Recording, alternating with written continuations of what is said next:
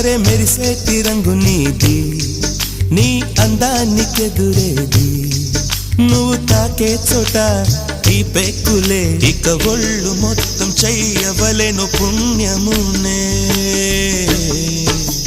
నెల్లూరి నెరజానా నే కుంకుమల్లె మారిపోనా, నువ్వు స్నానమాడ పసుపులాగా నన్ను కొంచెం పూసుకోవే, నీ అందలకు మువ్వలాగా నన్ను కొంచెం మార్చుకోవే.